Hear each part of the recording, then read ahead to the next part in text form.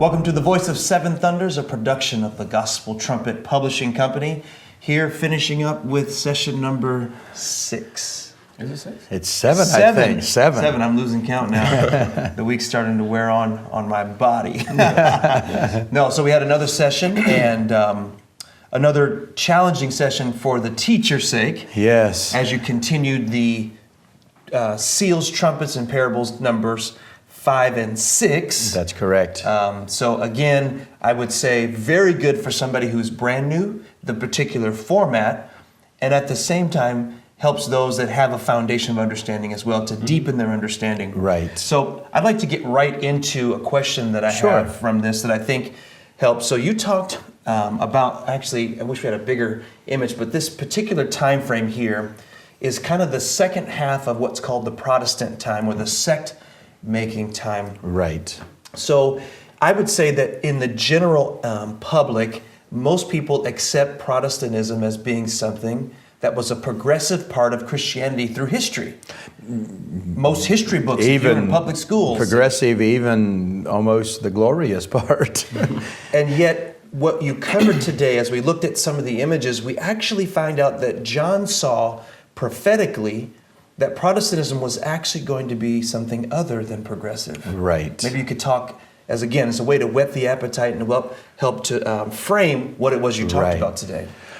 So, in short, we believe that there was an apostasy from the beginning of the church age, or shortly after the time of the apostles, and that apostasy kept progressing worse and worse. Mm-hmm. Think of the scripture in Corinthians where it says Satan hath transformed himself into an angel of light. The thought of being transformed. So the apostasy actually became more and more deceptive and darker. So the Protestantism, rather than being something that's better than that of Catholicism, it actually is even worse. Mm-hmm.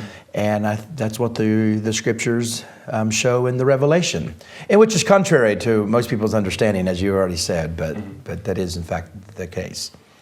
So we see, for example, here a picture of saints who are actually looking for something that they can't quite fully grasp. Well, we have the scriptures itself saying these saints that are under the altar, that they themselves possess an experience, and yet these same people are tormented. That's pretty bad. They're tormented, and it says they're tormented for 5 months, or we know prophetically 150 years, and that was that last half of Protestantism. They had an understanding, but was unable to possess that, get a hold of that. Which is itself the torment. That is the torment. That they understand it, they see it, but they can't get there. That is the torment. That's correct. Yeah, that's correct. Very good.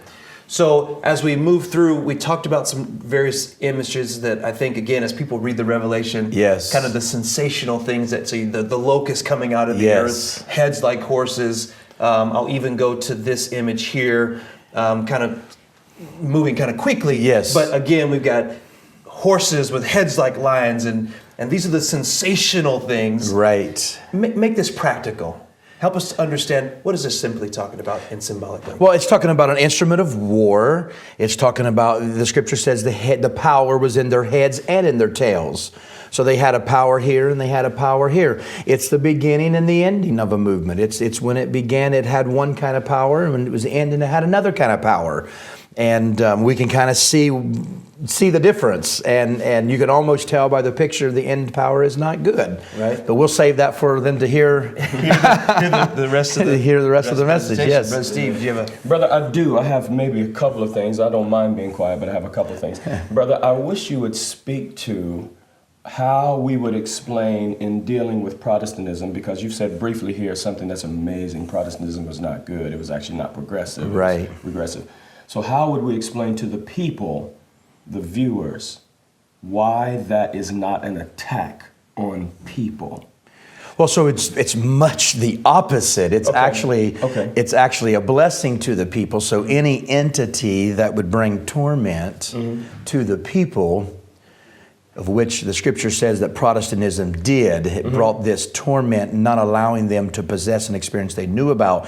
So our attack is on the system of Protestantism and not on the people. In fact, it's deliverance to the people to have this understanding. Okay, so you would say that there would be good people that have been wrongly influenced by this. It was and is. Okay, very good, very good. Definitely. So is there some sense in which this actually vindicates certain people's experiences that we look back through history in the light of present truth? This understanding actually helps to vindicate. Very much so, because we see the souls under the altar saying, "Oh Lord, how long?" And then they're told to wait to rest and to wait until they would be avenged. So it isn't a vindication, or it is a relief to those who inside of a Protestant system that sought for something better and could not find it. That's right. And just one final question as we close. We are teaching from the Bible. So can you say something about the interpretation that you're giving, the understanding that you're giving? Very good. And you're just turning to a lot of scriptures. Can you say something about that? Very good. So first of all, I'll say that when you listen to the whole presentation, you'll find there's lots of scriptures, and we're not just reading in the Revelation, but we're actually all over the Bible, New Testament, Old Testament, all over the Bible.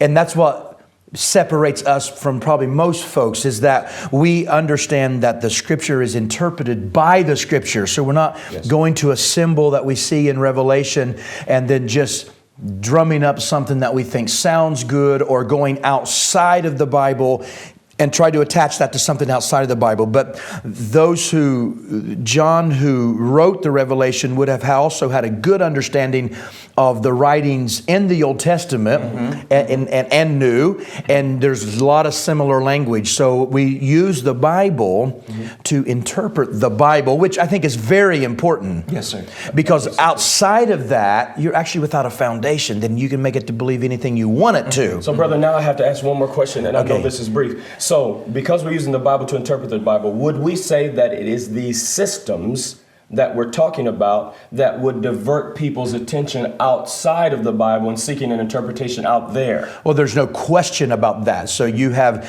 the whole systems of religion is based upon, some of it is based upon the revelation that is totally outside of the Bible. It just be mere faith in believing someone's interpretation. So someone that said, my pastor is an honest man, he's never taught this, he's never understood this, where are you getting this from?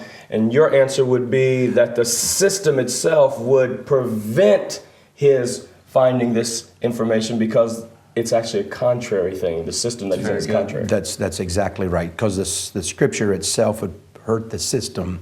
So therefore, if they turn to the Scriptures, it's kind of self-destructive to the system. Yes. So therefore, they go outside of the system. So again, this is actually a blessing for people, but the system tries to present it as something negative to individuals, and it's not so. That's correct.